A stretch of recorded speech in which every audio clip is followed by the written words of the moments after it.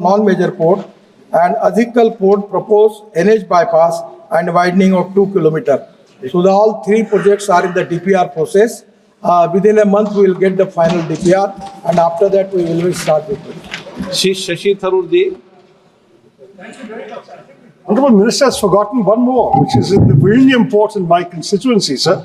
As you know, the government is supposed to have worked with the state government, with the NHAI, to expedite approvals for interim and permanent cloverleaf intersection road connectivity to the Vizhinjam International Seaport, which, as you know, is supposed to be commissioned next month, sir.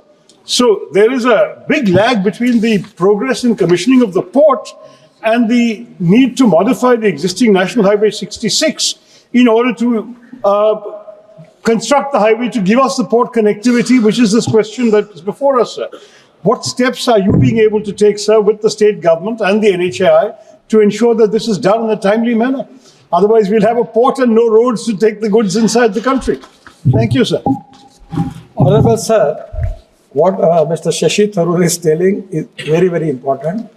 And at the time when I was shipping minister, I sanctioned that port. The problem is that the port as a private party taken by Adani Port. And now previously they have already committed me that they will make that roads. But now presently they are back out and now there are some problem. Just 4 or 5 days before, I have a long meeting with the chief minister and we are now calling them. I will find out some way out because you are very, very important as without road connectivity, there is no use of the port. So within 8-10 days, I will find out the way out. Already it is in the process and we will do it. Question number 242 Shri Aminder Singh Raja Waring. माननीय मंत्री जी,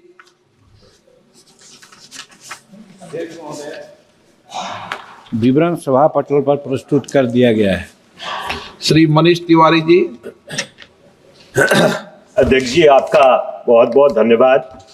ये सवाल लुधियाना से संबंधित है, पर मैं आपकी अनुमति से थोड़ा सा एक व्यापक सवाल मंत्री जी से पूछना चाहता हूँ।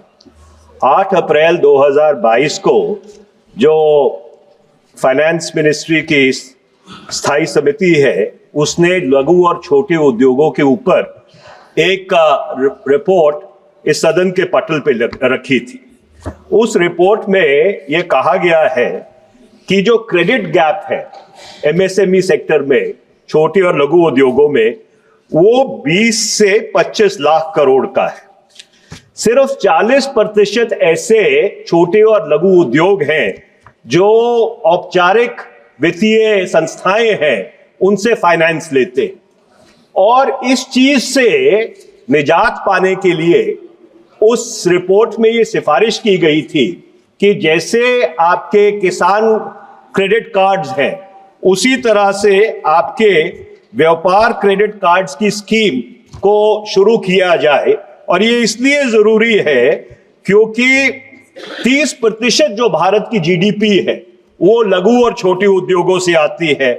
45% जो आपकी मैन्युफैक्चरिंग आउटपुट है वो छोटे और लघु उद्योगों से आती है, और 48% जो आपका एक्सपोर्ट है वो एमएसएमई सेक्टर से आता है।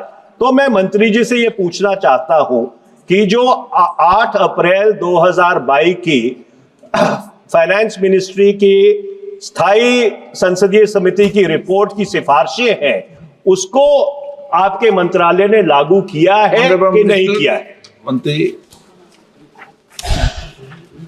अध्यक्ष महोदय,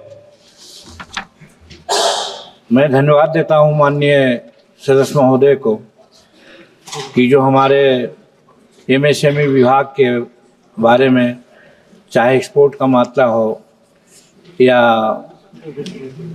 व्यापार नौकरी देने का मामला हो या जीडीपी का मामला हो, उस पर उन्होंने एक अच्छी टिप्पणी की है। इसके लिए उनको धन्यवाद देता हूं।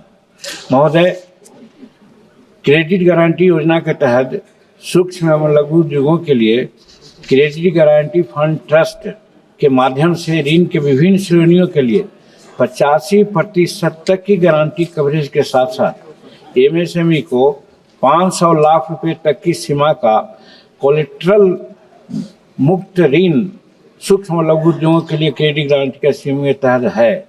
गारंटी सीमा को 2 करोड़ रुपये से बढ़ाकर 5 करोड़ रुपया कर दिया गया है और दिनांक 1/4/23 से वार्षिक गारंटी फीस के लिए स्टैंडर्ड दर 50% कम कर दिया गया है। Stay ahead with our cutting-edge news app. Instantly access the latest shorts in just 1 minute and breaking news in just 50 words. Download now for a smarter, faster news experience.